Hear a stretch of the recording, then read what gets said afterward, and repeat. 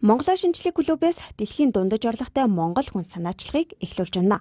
Энэ бол Монгол хүний бодит орлогыг дунд хугацаанд 2 дахин нэмэгдүүлэх үндэсний хэмжээний санаачлага юм а. Тодорхойлбол Монгол улсын нийт эдийн засгийг тэлж 1 хүнд ногдох дотоодын нийт бүтээгдэхүүнийг 10,000 Америк доллар, улсын дундаж цалинг $1,000 тус хүрэхэд чиглэгдэнэ гэж үзэж байна. Тэгвэл уг санаачлагыг баялаг бүтээгчдийг дэмжих холбоо, Монголын үндэсний худалдаа ажилтнуудын танхим, Монголын ажил олгогч эзэдийн нэгдсэн холбоо дэмжин хамтран ажиллах санамж жижигт гарын үсэг зурлаа. Жижиг дунд үйлдвэрлэлүүдийн хэвийн үйл ажиллагаа барья. Одоо хамгийн цаад бодлого нь бол ажилдаа орлоготой байлгая. Ажлын байртыг авч үлдъя.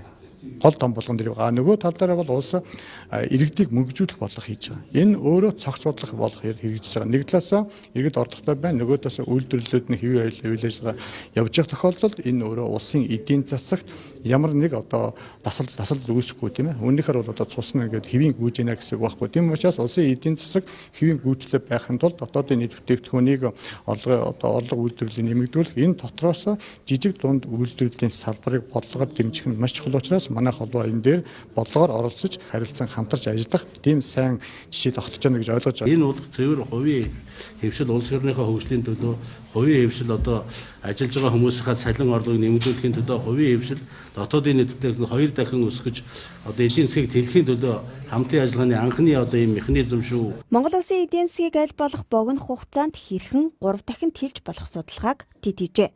Судалгаагаар дотоодын үйлдвэрүүдэд дэмжин ажлын байрыг нэмэгдүүлэх, ажилгүйдлийг багасгах, уул уурхай болон хөдөө аж ахуйн салбарт түүхийн эдийг боловсруулж, нэмүртэг шингэсэн бүтээгдэхүүн үйлдвэрлэж экспортлох нь чухал гэж үзэж байгаа юм а.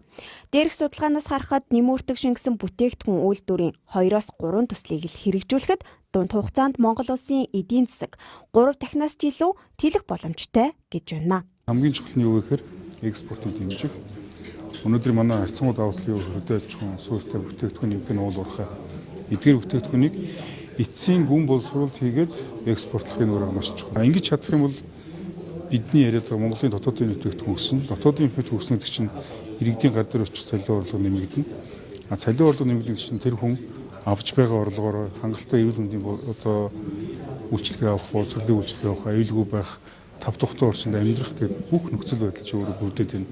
Ингэж чадвал тэр чинь нөгөө бидний үсэд байгаа дундаж давхарх гэдэг байгаа чинь тэр. Мянга яриад хэрэг алгаа энэ хувийн хвшил дотоод гадаадын хөрөнгө оруулагчдаараа энэ төслийг юулуулаад гэдэг энэ зүйлийг гаргаж ир тавьж байгаа. Тэгээд таавхан маань бас сайн мэдж байгаа. Одоо энэ улс төрийн намууд эвслүү сонгуульд оролцох шиг байна. Энэ төслүүдийг дэмжихүүл гэж асуусан дээр өөр юм бол одоо хамгийн чухал нь энэ л болчиход байна гэж би ингэж ойлгож байгаа шүү дээ. Монгол хүний амжиргааны чанар олон улсын дундаж түвшинд хүрнэ гэж санаачлаг боловсруулагчид үзэж байна. Тиймээс үндэсний хэмжээний уг санаачлагыг Монгол улсын төр засаг иргэд олон нийт дэмжих, шинээр төсөл хөтөлбөр боловсруулж идэвхтэй оролцох, хэрэгжүүлэхэд хамтарч ажиллах нь чухал гэлээ.